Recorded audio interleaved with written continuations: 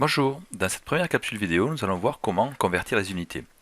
Alors avant de vous montrer la méthode qui vous permettra de réaliser ces conversions, je voudrais vous montrer des choses à connaître par cœur. Alors la première chose à connaître par cœur, c'est le tableau des préfixes.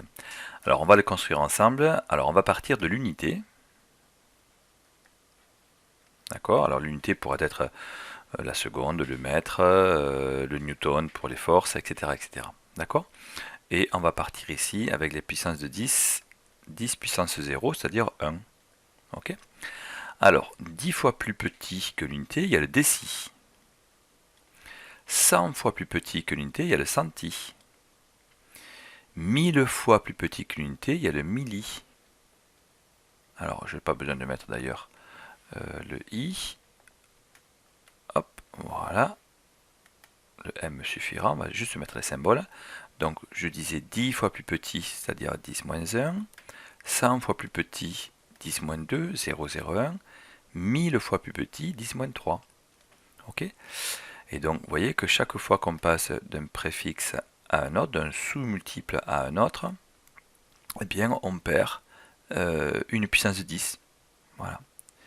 Et puis, lorsqu'on va passer, on va faire un bond ici, le préfixe qui suit, le sous-multiple qui suit ici, ce sera le micro. C'est-à-dire 1 million de fois plus petit que l'unité. Alors 1 million, c'est 10, 1 millionième, c'est 10 moins 6. Et ça, on l'appelle micro. Voilà. Alors là, vous voyez, je vais faire 3 traits. Pourquoi? Parce que j'ai passé 3 puissance de 10. Le micro, c'est 1000 fois plus petit que le milli. Voilà. Et 1000 fois plus petit que le micro, c'est-à-dire 1 milliardième d'unité, 1 milliardième 10 moins 9, c'est le nano. Voilà. Et là, c'est pareil, vous voyez, on va faire 3 traits parce qu'en fait, on a passé 3 puissances là, en passant de là à là. Ok. Alors là, c'était les sous-multiples, c'est-à-dire plus petit que l'unité. Et là, on va passer maintenant au multiple, c'est-à-dire plus grand que l'unité. Alors 10 fois plus grand, c'est le déca.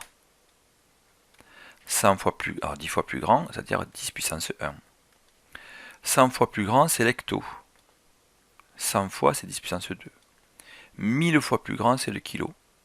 10 puissance 3. Et vous voyez que chaque fois qu'on a passé une case d'une case à l'autre, on a augmenté la puissance de 10. Et puis là, on va faire un bond 1000 fois plus grand que le kilo, c'est-à-dire 1 million de fois plus grand que l'unité, c'est-à-dire 1 million de fois 10 puissance 6. Nous avons le méga.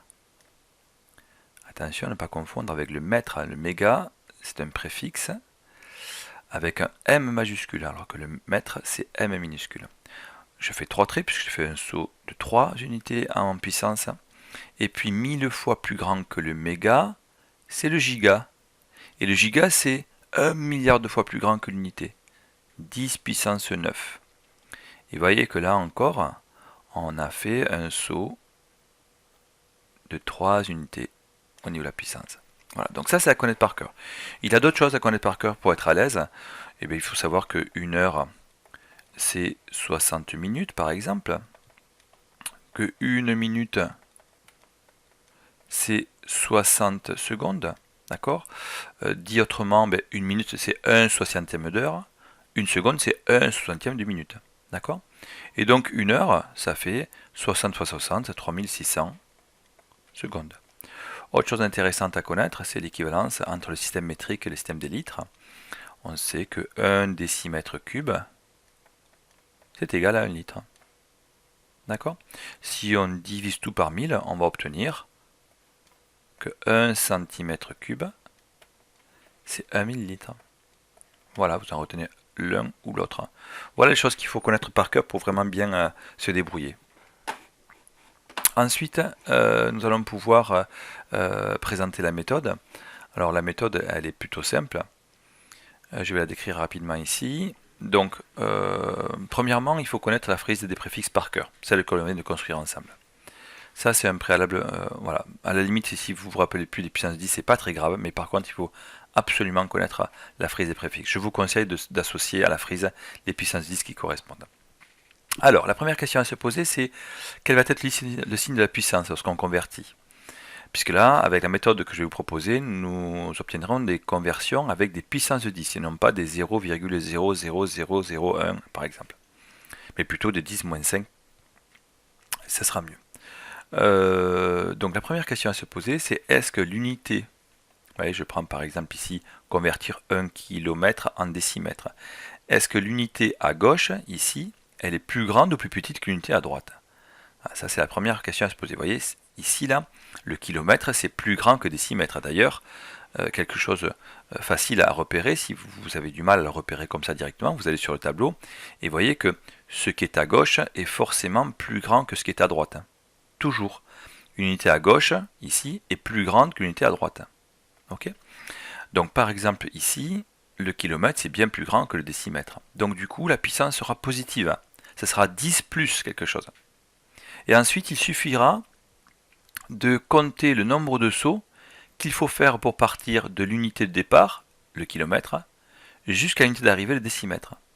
Je prends l'exemple ici de convertir 1 km en décimètre. Donc comme je disais, le kilomètre c'est plus grand que le décimètre, donc je vais avoir une puissance positive, 10 puissance plus.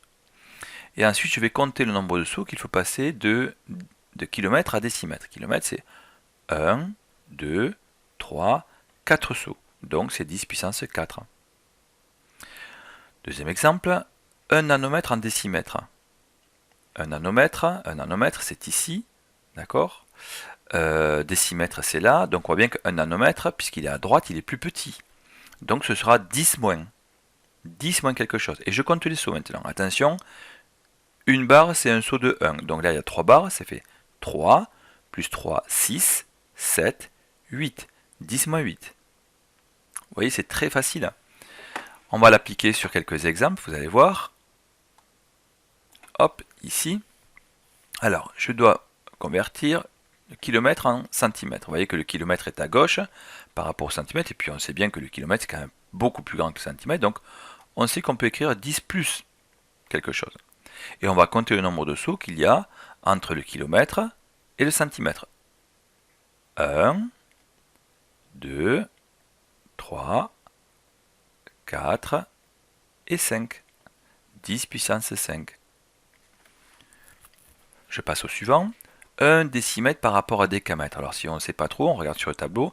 Le décimètre est ici, le décamètre est ici, donc on voit que le décimètre c'est plus petit, donc ce sera 10 moins. Et je compte le nombre de sauts. 1 et 2. 10 moins 2. Le suivant, 1 méga par rapport, méga c'est grand par rapport à l'hecto, c'est plus grand, donc c'est 10 puissance plus. Effectivement, le méga est ici, et l'hecto est ici. De combien? On fait un saut ici, on voit qu'on a passé 3 barres, donc on a fait un saut de 3.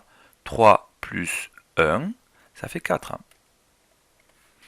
Ici, un nanolitre en centilitre. Un nanolitre, c'est tout au bout. C'est donc plus petit que le centi. Donc c'est 10 moins. Combien on en fait de sauts? On en fait 3, plus 3, ça fait 6, plus 1, ça fait 7. 10 moins 7. Ici, puisque ça marche aussi, vous voyez que le préfixe c'est général, ça marche avec toutes les unités. Ici on avait du litre, ici on avait du mètre, et ici on a des newtons. Alors, M, alors faut pas confondre, c'est pas mètre, c'est millinewton en décamètre. Alors le milli, il est ici. Le déca, il est ici. Donc le milli, il est bien plus petit. 10 moins. De combien? 1, 2, 3 et 4. 10 moins 4. Voilà. Donc vous voyez que c'est pas compliqué, hein. Une fois qu'on a compris la méthode, on ne se trompe plus au niveau des conversions. Voilà, pour résumer, toujours se poser la question de savoir si l'unité à gauche est plus ou moins grande que l'unité à droite, pour savoir le signe de la puissance, et après on fait des sauts. Attention de ne pas se tromper ici au niveau des sauts, lorsqu'on passe ces 3 barres là, de bien compter 3 à chaque fois. Voilà. Pour terminer, je voulais juste vous montrer. Ici, je vous renvoie pour en savoir plus. Parfois, vous posez des questions. Qu'est-ce que c'est le yotamètre? Le yotamètre, c'est 10 puissance 24. Vous voyez, nous, on s'est arrêté ici. Nous avons fait du gigamètre jusqu'au nanomètre. Mais vous voyez qu'au niveau des préfixes, c'est-à-dire des multiples et des sous-multiples. Donc nous avons fait ceci. Mais vous voyez qu'au niveau des multiples, il y en a d'autres. Hein. Et au niveau des sous-multiples infiniment petits, il y en a d'autres aussi. On va jusqu'au yoctomètre 10-24. Voilà, je vous remercie pour votre attention.